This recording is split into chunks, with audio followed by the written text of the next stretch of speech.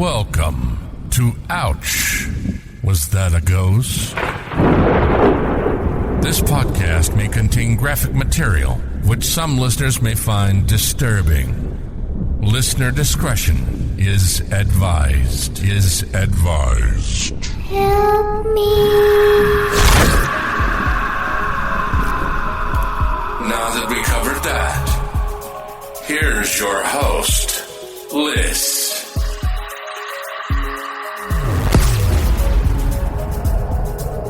This is part 2 of Dorothea Puente. If you have not listened to the first part, I'd suggest listening to part 1 before going on to part 2, but hey, you do you.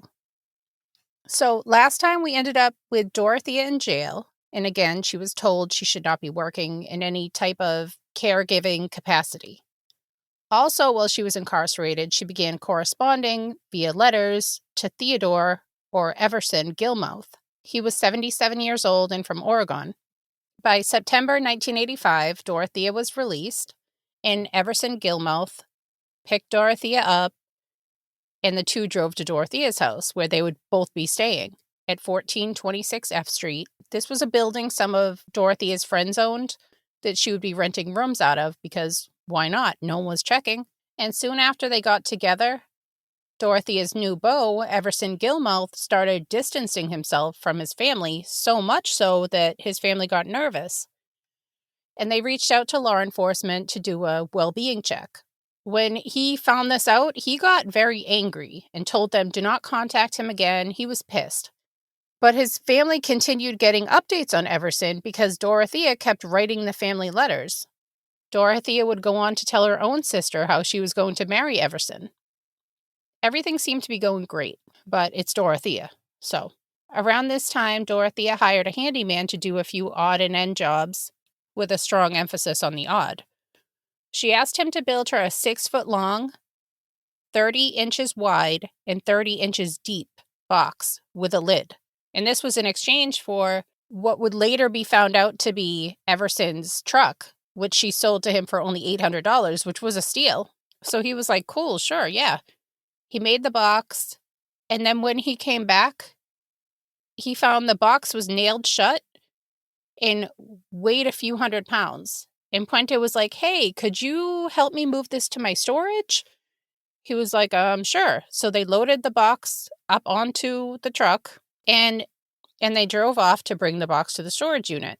But on the way, she was like, hey, let's just dump this box by this river, which they did. And it wasn't until New Year's Day of 1986 that the box would be discovered by a fisherman, with the shape of the box obviously very casket-like, and the smell that it was emitting. He called the authorities. When they looked inside the box, they found a bedsheet wrapped with some mothballs, a toilet deodorizer, and a body so decomposed that they could not even identify it. And he would not be identified until December of 1989, almost 3 years after its discovery. Even after Everson had been deceased, Puentes continued writing his sister's letters that he was fine and he was doing his thing. And she just told the other residents that lived in her building that he had moved away. And Dorothea just kept cashing the deceased Everson's checks. So she's just doing her thing, running an unlicensed boarding house at 1426 F Street, the thing her parole told her not to do. Dorothea is still presenting herself as this caring, compassionate, elderly, grandmother-like figure. She continued taking in the elderly, people suffering from substance abuse, homelessness, mental illness. She would cook, clean, help them take their pills, still charging them, as she said, to keep the place running. But she was the recipient of a lot of these residents' checks, and she would just continue to give them a stipend like before. She would take some for room and board, plus a little more. And for the families that would not sign the check over, Dorothea was very good at intercepting the mail before the residents could grab it, and she could just sign it over to herself. Dorothea was drinking a lot, but she wouldn't let anyone else in the house drink, and she would get very angry if they did. Dorothea at some point started getting prescriptions from different doctors, or she would have other people get prescriptions for her. She would use these sedative drugs that she got to incapacitate people. In 1986, Betty Mae Palmer, who was 78, came to stay at Puentes' rooming house. In that year, the address was changed where Betty's Social Security checks would be sent to Puentes' address. And Betty was usually known to be this bubbly person, and her demeanor changed within a month of being at the boarding house. And then Betty Palmer would not be seen again until she was found in a shallow grave. As with most of her victims, they were either drugged over time or with a large enough dose for an overdose or smothered. And Dorothea's drug of choice seemed to be something called flurazepam. I'm no doctor, but Google says it's a prescription drug which can be used to treat insomnia. And it's said to have a longer lasting effect in the elderly. It has a warning not to use with other medications or with alcohol. Betty, along with many of Dorothea's other victims, would be placed in a room on her second floor, which was called the murder room. This is where she kept Everson and Betty Palmer before disposing of the bodies. The body of Betty Palmer would later be found in Puentes' front yard. Her head, hands, and bottom of her legs were never found. And I'm really curious why she only cut the limbs off of one of her victims. She would tell the other residents that Betty went home with her family, and one day Betty's daughter came to look for Betty. So Dorothea had to think quick, and she told the other residents another lie, like, oh, I sent her to go stay at a facility because, I couldn't give her the care that she needed here. Also in 1986, Puentes called a notary to the hospital bed of 78-year-old Leona Carpenter. She had a lot of health issues, and Dorothea managed to get the power of attorney over Leona. She started cashing her checks, and within a few months, Leona Carpenter was discharged from the hospital, and she went to go stay with Dorothea. She was back and forth to the hospital, and then within a few months, she disappeared. She was later found buried in the corner of Puentes' yard. One of the medications found in her toxicology report was flurazepam. I'm only mentioning some of her victims. She had a lot more. In February of 1987, 62-year-old James Gallup, he was somebody who was struggling with alcoholism, but he was getting benefit checks, so Dorothy was like, sure, move on in. He was due for some doctor visits for a medical issue, like he had a procedure done, but he needed some follow-up care. And she ended up speaking with the doctors like, oh, he left, he went to Los Angeles. And James Gallup was later found under a gazebo in Puentes' yard with a sedative in his system, which was thought to have been given to him over time. In October of 1987, 61-year-old Vera Faye Martin was sent to live in the boarding house. Within days, Dorothea started forging her checks, and she would go on to cash them. Her body would later be found under a shed in Puentes' yard. The toxicology report showed the presence of flurazepam. Also in October of 1987, 65-year-old Dorothy Miller moved into Puentes' house. She disappeared within weeks, and Dorothea told the tenants that she was arrested and kicked her out. And again, Dorothea would go on to cash some of her benefit checks after she passed. Dorothy's remains would be later found under some concrete in Dorothea's yard with flurazepam in her system. In February of 1988, a social worker connected 51-year-old Alvaro, or as he was known, Bert Montoya, with Puente. Bert came to stay at the boarding house. He had some developmental issues and schizophrenia and some other issues, but by the next month, Puente was listed as the payee to Bert's checks. She lied and said like she was his cousin or something. And in March of 1988, 55-year-old Benjamin Fink moved into the rooming house, and within a year, he and Dorothea had some sort of argument, and then he was nowhere to be seen. Residents would ask Puente, like, what's that horrible smell coming from that room, or that death room, where the bodies would be sitting for days? She replied it was a sewer issue. Around the time of that bad smell, 12 bags of cement were used to pour some concrete next to a shed, where Benjamin would later be discovered, tied in a sheet buried under the cement. In April, 2 months after Bert, the one that was connected with Puente through a social worker, had moved in, another resident saw Bert's items being cleared out of the house. Puentes told everyone that, oh, Bert went to Mexico. The social worker thought something was off. She tried repeatedly to get in touch with Bert, and Dorothea would offer all sorts of reasons why he wasn't there. One being, oh, he went to Mexico to see some family. And as time passed, the worry just, she was still like, this doesn't really add up. And the social worker told Dorothea to have him call her. The social worker received a call, but this was from a man who claimed to be Bert's uncle, but something was weird. It was just off. And then Dorothea said, oh, he went to Utah. And the social worker, she wasn't really buying all this, but through this vigilant social worker and her concern, this led to the authorities becoming involved when she filed a missing persons report for Bert. So, they went to his last known address, which was 1426 F Street. So November 7th, 1988, officers arrived there, and the officers were talking to Dorothea and John Sharp, a tenant who the social worker suggested that they speak with. He told officers, I just saw him a few days ago. And the officers were like, okay, going about their business, about to leave. But before the officers left, John Sharp managed to slip the officers a piece of paper that said, "She's making me lie for her." They managed to set up a meeting with John Sharp and an officer away from Dorothea.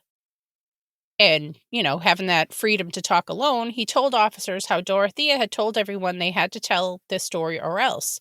And that Bert may have been becoming a problem for Dorothea because he was asking about his checks. And that he heard dragging sounds and, how holes would be dug and filled up in the yard. And on November 11th, 1988, authorities returned to the boarding house.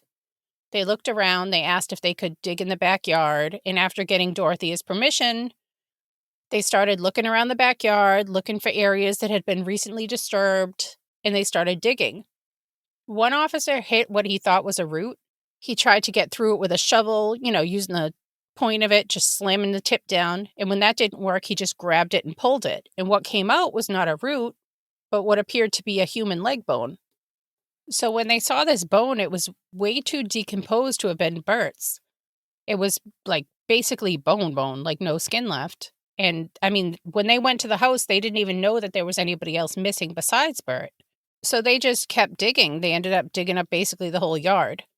During all the digging and all that, Dorothea managed to slip away. She said she needed coffee or something. And she ended up taking a cab. And she went to a bar, had a drink. She managed to go to Stockton and took a bus to LA. Dorothea, or Donna Johansson as she was calling herself now, was at a bar. And she met a man and she started chatting with him about moving in together and, hey, do you get Social Security checks? And this girl does not stop. The two seemed to have a nice night and they made plans to meet up again. And this man kept feeling like something about Dorothea was familiar, or Donna Johansson as she was going by. Like he knew her. And when he got home, it hit him. She was on TV on the channel CBS. But to be sure, he reached out to a person from CBS who actually came out to his residence and showed him a picture of Dorothea. When he confirmed that, yeah, that was her, the two contacted authorities, and he told them which motel Dorothea, aka Donna, was staying at. And this was where she was arrested on November 16th, 1988. Then she was extradited back to Sacramento. And Dorothea was very adamant that she had not killed anybody, that they died of natural causes, and she only cashed their checks. And by this time, 7 remains in total had been discovered on her property, one of the bodies being that of Bert. After authorities spoke to Flores, the handyman, Everson's death was also connected to Dorothea. This was the body that was put inside of a box that she had the handyman make that was then dumped by the Sacramento River. But the handyman did maintain that he did not know what was in the box. The death of Ruth Monroe in 1982 was also connected to Dorothea. Ruth Monroe, who had died at the rooming house and was originally seen as a drug overdose, but her family knew something was wrong. Flores, the one that made the box, had any criminal charges against him dropped because the statute of limitation had expired and he was given immunity for his testimony. Authorities charged Puente with 9 murders, with the murder of 7 people that were buried at the boarding house, and Everson Gilmouth, the man that was found in the box by the river, and Ruth Monroe, the one that was originally thought to have been an overdose. And they tried to push for the death penalty because most of the victims were drugged, overdosed, wrapped, buried. This isn't really an accidental looking case. The judge ended up moving the trial to Monterey because the media coverage was just too much in Sacramento for Puente to get a fair trial. The trial began on February 9th, 1993. They went into how these elderly victims had come to stay with Dorothea, and authorities argued that she drugged their food and drinks. The toxicology reports did state that flurazepam was present in all the bodies found buried on the property, and how Dorothea had all sorts of these pills in her possession, her own prescriptions and ones that she managed to get other people to fill for her. They argued that she did this to collect their benefit checks, and the defense argued that they were all natural deaths, and that Dorothea, she couldn't contact anybody about these deaths because the parole, and she was not supposed to be running a boarding house, and this would violate her parole, so she had to bury them. By the end of the trial, there was over 3,000 exhibits entered, and over 20,000 pages were transcribed. The jury went into deliberation, and the jury found that Puente was guilty of the first-degree murder of 55-year-old Benjamin Fink and 64-year-old Dorothy Miller and 78-year-old Leona Carpenter. But they remained deadlocked on the other 6 victims. And at sentencing, the jury was deadlocked again. So Puente did not get the death penalty. She was given life in prison without the chance of parole, and she was sent to Central California Women's Facility in Chowchilla, California. And this would be where she would die in 2011 of natural causes at the age of 82. Before she died, she did give a magazine called Sacktown some interviews proclaiming her innocence. And through correspondence while incarcerated, she managed to get a cookbook published called Cooking with a Serial Killer, Recipes from Dorothea Puente by Shane Bugbee. I'm not sure if that's something I would purchase, but to each their own. I've seen multiple documentaries on the case, but the best, in my opinion, if you want to know a little bit more, was on Netflix. It was a show called The Worst Roommate Ever, where Dorothea was featured. Highly recommend if this case interests you. Although she was only convicted of 3 murders, it's believed she killed at least 9 people. Her boyfriend, Everson Gilmouth, and 8 tenants, 61-year-old Ruth Monroe, 78-year-old Leona Carpenter, 51-year-old Alvaro or Bert Gonzalez Montoya, 64-year-old Dorothy Miller, 55-year-old Benjamin Fink, 62-year-old James Gallup, 64-year-old Vera Faye Martin, and 78-year-old Betty Palmer. No one was ever convicted alongside her for helping her, but it is a theory that other residents of the boarding house helped her dig holes, bury the victims, because it's kind of hard to believe that she managed to do this all by herself. Although she wasn't convicted of all these murders, I hope the family gets some sort of solace that it is believed that she is responsible for them and that she has passed away. Well, thank you everybody so much for listening. Thank you for listening. Bye. If you need more content or just want to help support the podcast, head on over to patreon.com and search Ouch, Was That a Ghost? If you need some snazzy merch, you can find it at crowdmade.com by searching Ouch, Was That a Ghost? If you have a story you'd like to share, you can email it to ouchwasthataghost@yahoo.com. You can also find us on Facebook and all the other social media platforms under Ouch, Was That a Ghost? Help me. All links can also be found on ouchwasthataghost.com.